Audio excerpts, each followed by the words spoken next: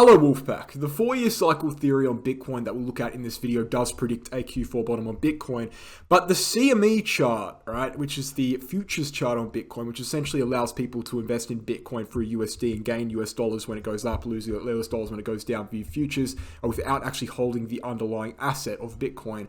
That has already placed a Q4 bottom. What does that mean for Bitcoin? Does that mean we'll still see a Q4 bottom? And also we need to look at the events that are coming up shortly, which would be CPI on the 10th and also the US election on the 8th. Let's get into it, guys. Cheers.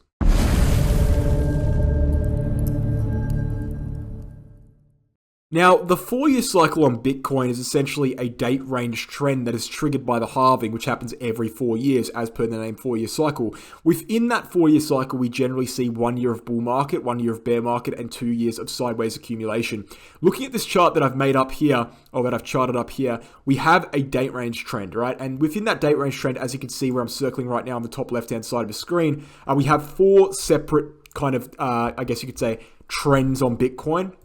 Right? One of which is kind of saying we generally see 1,400 days from the top to top between cycles, 1,400 days from the bottom to bottom between cycles, 400 days-ish from top to bottom between cycles, and 1,064 days exactly from bottom to top between cycles. If we extrapolate that data into this current cycle, we can see that is predicting a Q4 bottom. It's actually predicting a bottom in November, but we can't be too precise with it. We have to be a little bit vague because the data, of course, has only had 3 repetitions, and so it's not precise enough to give down, to put it down to a certain month. And so we've said for months and months and months, in fact, we've said ever since the November 2021 top, that the bottom in this bear market will be kind of made between the month of October and December, which is Q4 in 2022. And so we are in the bottoming range for Bitcoin right now. We bring up a Bitcoin chart. Let's go to the daily chart on Bitcoin here. We can see that, of course, we are kind of in this bottoming out structure. We generally see a structure similar to this in bear markets. If we go to previous bear markets on this chart here,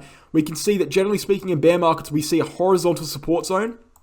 Okay, once that zone is lost, we see one final capitulation, and then we see a rounding bottom, often with a double bottom, right? And then we go back up, and 2018 was the same thing. We see a horizontal consolidation, drop below it, one final capitulation, rounding bottom, and then we finally go up. And we've seen the same thing here. We've seen the same thing in 2022. We saw that horizontal consolidation at 28.6K-ish.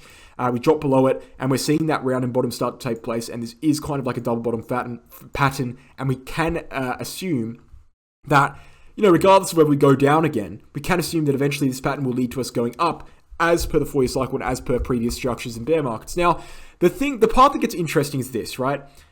There's multiple indicators that I've gone over multiple times in the past. If you want to have a look at those indicators, you can look at my previous video on Bitcoin. There are multiple indicators that would suggest the bottom is already in on Bitcoin. There are indicators that suggest the bottom was in June 2022 on Bitcoin. And so that would throw a spanner in the works. If we get to the point on Bitcoin where we're moving upwards rapidly and we confirm the bottom, but the bottom wasn't actually in Q4, the bottom was in June 2022, that would throw a spanner in the works of the 4-year cycle theory, because the 4-year cycle theory's date range trend as of current relies on there being a Q4 bottom. If that doesn't happen, that skews the data heavily, and that heavily restricts our ability to use this chart to determine future top and bottom dates, right? So we need, in a certain way, we need a Q4 bottom in order for this chart to remain valid, and in order for us to utilize it in future predictions. So I think personally that based on the 4-year cycle theory, we will see a Q4 bottom in the charts. I think we will go back down and at the very least retest 17.6K-ish on the actual price chart on Bitcoin. I think that will happen. But I am understanding, as I said before, there is a sufficient amount of evidence to claim that the bottom is in at this point in time. So we are left in a predicament, right? And this is what I just discussed yesterday. There is a dramatic amount of uncertainty in the market. A lot of people are expecting a Q4 bottom, right? We're expecting to go down further. A lot of people are expecting that, not only based on the 4-year cycle, but based on other metrics as well. But there is the strong possibility, there is a chance, right? I would say it's more unlikely, but there is a chance we just go up. We just go up and the bottom would have actually been in June. In which case, as I said, the 4-year cycle would be put into question. Now, the interesting thing about this is this. If we look at the CME chart on Bitcoin, which is the futures chart, which is basically a way to trade Bitcoin via futures in which you don't actually hold the underlying asset. If it goes up, you make USD. If it goes down, you make USD. You're not actually holding Bitcoin. You're trading in futures. You're trading in contracts, right? And so this chart actually says that the bottom is in in October 13th, 2022. It says that the actual price bottom of Bitcoin was actually placed in October as per the 4-year cycle. That, I hate to be the bearer of bad news, but that further confuses things because that placed a bottom in Q4 as per the 4-year cycle, but the price chart itself didn't. So what now? What does that mean? It means, in my opinion, there is a more likely chance that we just go up, right? There is a more likely chance that we don't retest the bottom. Now, I personally do think we will retest the bottom. I think we will go down the price action to retest the bottom. But the fact that the CME chart has placed a bottom in Q4 means that if by some chance here we do go up, okay, the 4-year cycle theory is not fully invalidated. Because yes, no, we didn't retest the bottom in the price action itself, but we did retest the bottom in futures. So that kind of gives us a bit of a safety net for the 4-year cycle itself. It makes us, it makes us more confident as investors that even if we don't come down and retest the bottom in the actual price chart, at least the futures placed a 4-year cycle Q4 bottom, right? That's kind of like the kind of safety net we have for the 4-year cycle there. So I know it's a bit confusing, and trust me, I'm a bit confused. I don't really know exactly what's happening right now as well, and this is something that I made very clear. And I said in yesterday's video, I'm going to step away from Bitcoin videos for the time being until there's more clear evidence.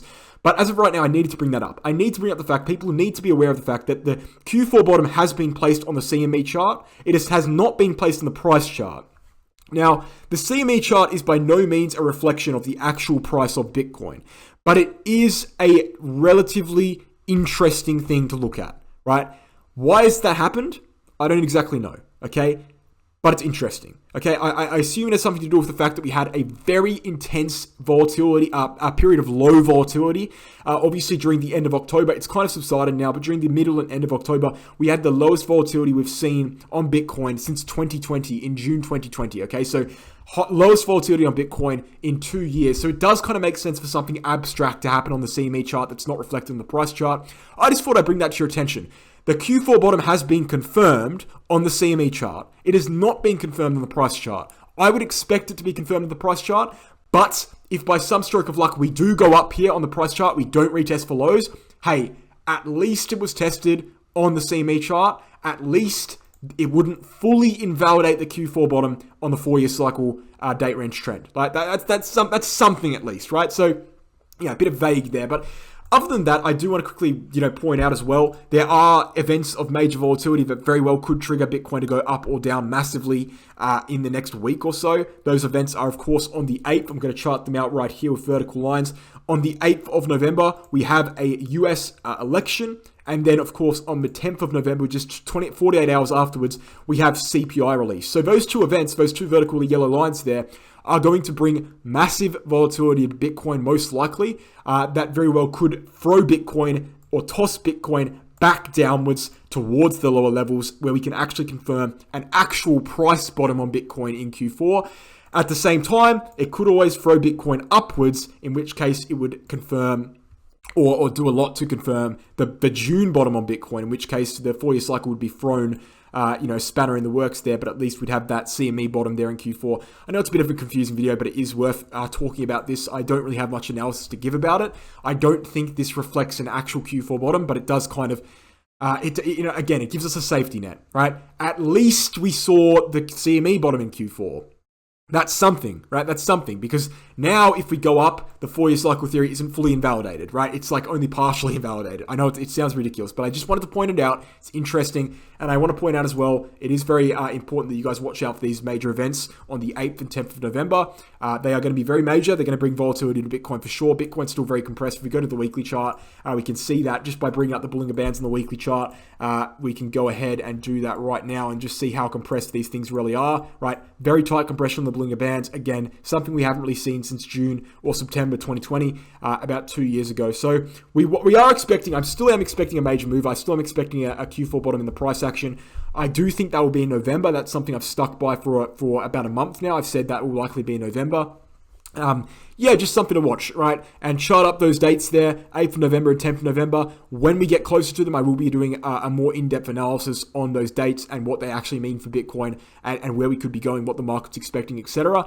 I did just want to give you guys this quick video here to point out the fact that CME has seen a Q4 bottom. I know it's not really an analysis-filled video. There's really not much analysis in this video. It's just kind of an observation. I do think it's it's important that people know that.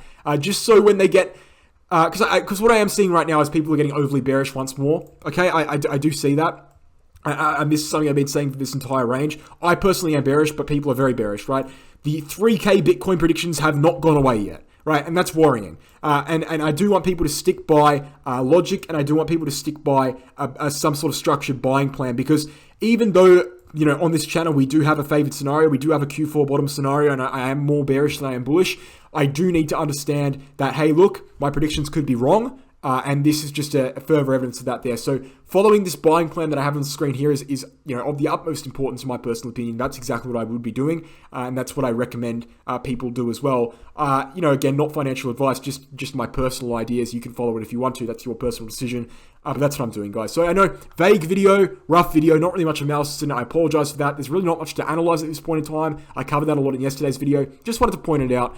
So regardless, we'll get back into it tomorrow with an actual video filled with analysis. I'm going to be discussing what would happen if the 4-year cycle is correct, what would happen if the Q4 bottom is correct, and what that could mean for future predictions on Bitcoin and where the next bull market and bear markets could bottom out and top out, etc. Not only in terms of dates, but in terms of price action as well.